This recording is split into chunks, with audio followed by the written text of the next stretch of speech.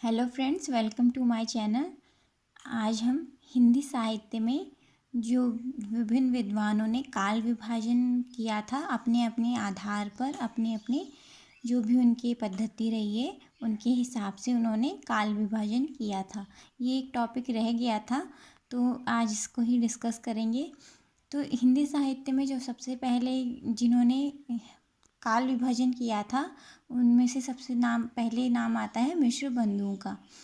ठीक है, इन्होंने ही हिंदी साहित्य में जो आदिकाल, भक्तिकाल, ये सब जो काल विभाजित हुए थे इनमें सबसे पहले विचार इन्होंने ही दिए थे। तो इनका देखेंगे पहले क्या था। फर्स्ट है मिश्र बंधुओं का काल विभाजन। काल विभाजन का सर्वप्रथम प्रयास मिश्र बंधुओं द्वारा रचित मिश्र बंधु विनोद, जो कि 1913 में किया गया है, उनके द्वारा प्रस्तुत काल विभाजन निम्नवत है। फर्स्ट है आरंभिक काल। इन्होंने जो सबसे पहला काल बांटा वो है आरंभिक काल।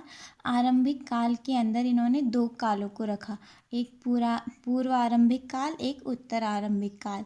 ठीक है, तो पूरा आरंभिक काल क्या है, उसकी समय सीमा है 700 से 1343, और दूसरा उत्तरारंभिक काल उसका 1344 से 1444।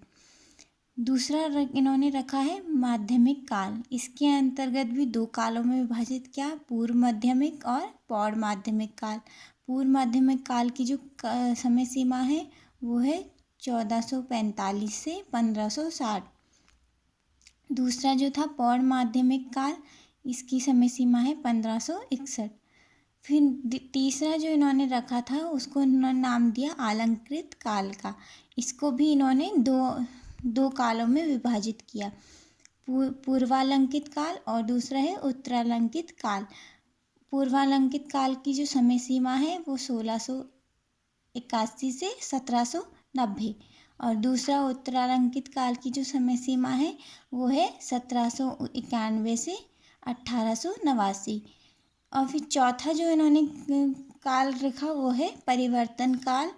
इसकी समय सीमा है 1890 से 1924। फिर पांचवी इन्होंने जो काल विभाजन किया है वो है वर्तमान काल। इसकी समय सीमा है 1926 से अब तक जो चली आ रही है। इन्होंने इसी जो मिश्र बंधुओं ने काल विभाजन किया था, इन्होंने खूब इन कालों में पांच कालों में विभाजित किया था हिंदी साहित्य को, जो भी इनके युग थे, और इनमें से भी इन्होंने उनमें काफ़ी डिवाइड किया है, हर चीज़ को दो करके ग्रुप में रखा गया है।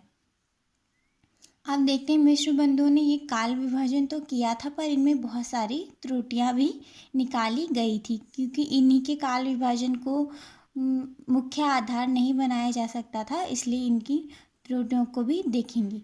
तो अब देखते हैं मिश्र बंधुओं ने काल विभाजन में जो त्रुटियां की थी उनको देखेंगे। फर्स्ट जो था इनका, इस काल का कोई सुस्पष्ट आधार नहीं है। दूसरा है विभिन्न कालखंडों के नामकरण में भी एक जैसी पद्धति नहीं अपनाई गई है। तीसरा है परिवर्तन काल भी यहाँ स्वाभाविक ही लगता है, क्योंकि एक काल के उपरांत दूसरा काल आने पर बीच में परिवर्तन तो होता ही है। चौथा जो इनकी गलतियाँ थी इस काल विभाजन में वो है कालों की संख्या भी अधिक है इसमें, क्योंकि इन्होंने जो बांटे थे उनके अंदर भी इन्होंने युगों को और रखा है। जैसे आप आरंभिक काल में ही इन्होंने उसको भी दो भागों में बांटा है, माध्यमिक काल को भी दो भागों में बांटा है, अलंकृत काल को भी दो भागों में बांटा है। तो इस वजह से इसको मतलब काफ़ी कालों की जो संख्या है बहुत ज़्यादा हो गई।